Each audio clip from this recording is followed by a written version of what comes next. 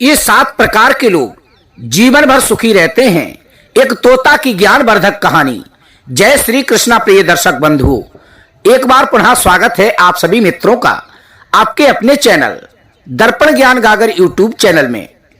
प्रिय बंधु, आज मैं आपके लिए इस कहानी के माध्यम से बहुत ही सुंदर अपने जीवन में उतारने योग्य संदेश देने जा रहा हूं, जो कि आपके जीवन में बहुत ही काम आएगा।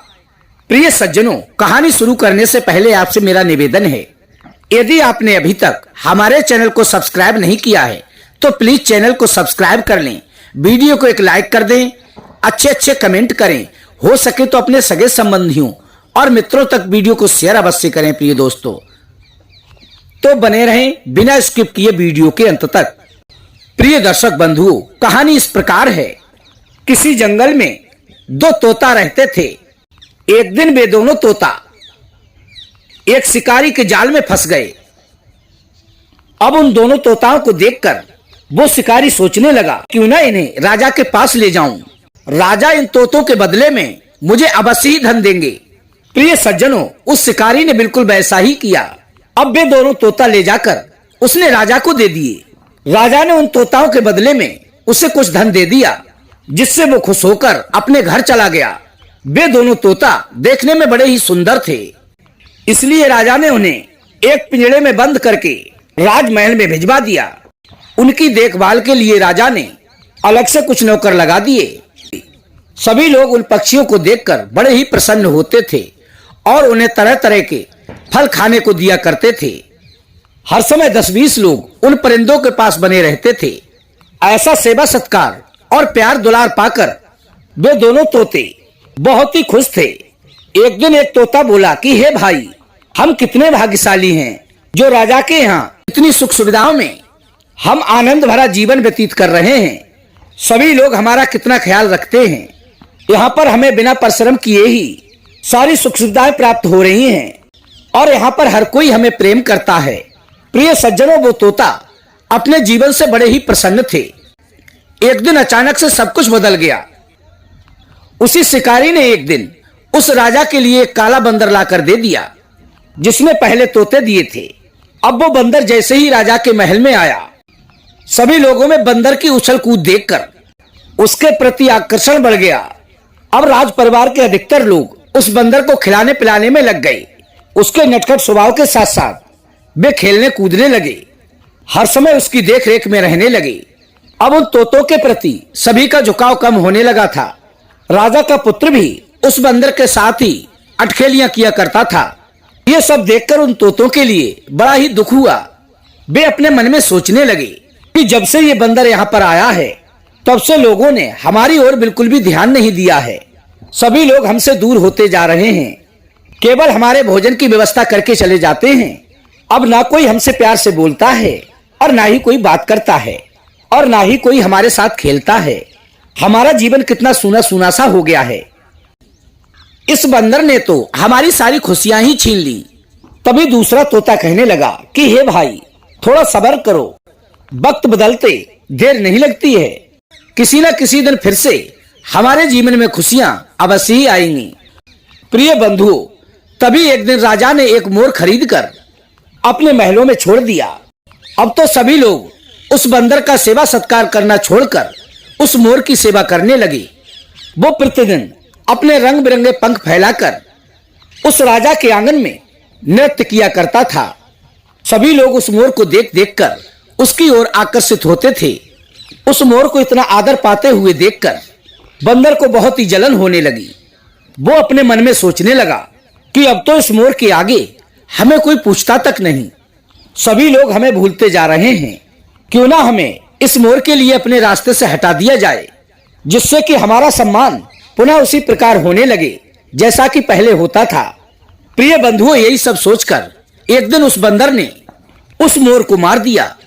उस बंदर की ऐसी शरारत देखकर तभी राजा ने उस बंदर को जंगल में छोड़ने का आदेश दे दिया। प्रिय बंधुओं, राजा का आदेश पाते ही कुछ सिपाही लोग गए और उस बंदर को जंगल में छोड़ आए। उस दिन के बाद प्रिय बंधुओं, महल में सिर्फ तोते ही रह गए। सभी लोगों का झुकाव फिर से उन तोतों की ओर होने लगा। उनके जीवन में वे खुशियां फिर से लौट आईं। अब वे दोनों तोते बड़े ही प्रसन्न थे। उनमें से एक तोता बोला कि हे भाई, ये बात हमेशा याद रखना कि किसी का भी समय हमेशा एक जैसा नहीं रहता, परिवर्तन होते रहना यहाँ का नियम है। जब समय आपके पक्ष में ना हो तो दुखी होने की बजाय धैर्य पूर्वक अच्छा समय आने का इंतजार करना चाहिए, क्योंकि आज बुरा समय है तो कल अच्छा समय अवश्य ही आएगा। यदि आपने बुरे समय में अपने धैर्य को बनाए रखा तो आपके जीवन में अच्छे समय को आना ही पड़ेगा। इस संसार में यही एक खास बात है कि किसी के आने से किसी को दुख होने लगता है और किसी के जाने से किसी को सुख मिलता है, और किसी के आने जाने से कोई सुखी होता है तो कोई दुखी। इन सुखों और दुखों का आगमन हमारे जीवन में तभी होता है या तो कोई हमसे दूर हो जाता है या कोई हमें दुखों के रूप में मिल जाता है। यदि बेटे का विवाह नहीं होता है तो इस बात का दुख होता है कि हमारे बेटे का विवाह नहीं हुआ, और जब विवाह हो जाता है तो थोड़े समय के लिए तो खुशी मिलती है, फिर बाद में दुख इस बात का होता है कि घर में बहू के आने से हमारा बेटा हमसे दूर चला गया। प्रिय दर्शक बंधुओं, इन सुखों और दुखों के जनक हम स्वयं ही हैं। इसलिए इस संसार में ना तो सुख स्थिर रहता है और ना ही दुख। हमारे जीवन में किस भांति सुख और दुख आते हैं, इसके अनेक कारण हैं। जैसे कि कुछ कारण मैं आपको बताने जा रहा हूं जो कि हमारे जीवन में दुखों की उत्पत्ति करते हैं। नंबर 1, तो असमर्थ होते हुए भी व्यर्थ का क्रोध करता है। नंबर 2, जो ना प्राप्त होने वाली वस्तु की इच्छा करता है। नंबर 3, जो सर्वत्र संदेह करता है। नंबर 4, जो अतिशीघ्र होने वाले काम में भी देरी करता है। नंबर 5, जो विश्वास ना करने योग्य लोगों पर विश्वास करता है। नंबर 6, जिन्हें स्वयं को समझने वाले मित्र नहीं मिलते। नंबर 7, जो दोष युक्त बर्ताव करते हुए दूसरे के दोष बताकर उस पर आक्षेप करता है। नंबर 8, जो कंजूस का आश्रय लेता है। नंबर 9, जो ना चाहने वाले को चाहता है और चाहने वाले को त्याग देता है।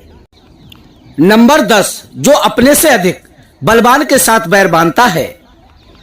नंबर 11, जो शत्रु को मित्र मानता है और मित्र से द्वेष करते हुए उसे कष्ट देता है। नंबर 12, जो हमेशा बुरे कर्म का आरंभ करता है। नंबर 13, जो अपने द्वारा किए गए कर्मों की स्वयं ही पोल खोल लेता है। नंबर 14, जो अपनी विनीत भार्या का व्यर्थ में अनादर करता है। प्रिय दर्शक बंधुओं, इसके साथ ही साथ मैं आपको एक बात और बताना चाहूंगा। आप चाहे कहीं भी चले जाओ, ये 5 प्रकार के लोग आपके पीछे अवश्य ही लगे रहेंगे। नंबर 1, मित्र। नंबर 2, शत्रु।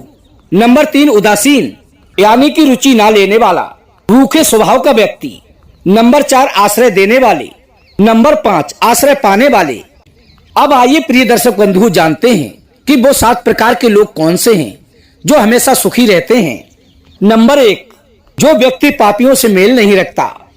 नंबर 2, जो पर स्त्री पर गलत नजर नहीं डालता और उसका गमन नहीं करता। नंबर 3, जो पाखंड नहीं फैलाता। नंबर 4, जो चोरी नहीं करता। नंबर 5, जो चुगलखोरी नहीं करता। नंबर 6, जो मदिरा पान नहीं करता। नंबर 7, जो बिना कार्य के विदेश में नहीं रहता। प्रिय दर्शक बंधु, ये थी आज की हमारी छोटी सी कहानी। यदि वीडियो पसंद आई हो तो वीडियो को लाइक करना, चैनल को सब्सक्राइब कर लेना और कमेंट बॉक्स में अपनी राय अवश्य प्रदान करना।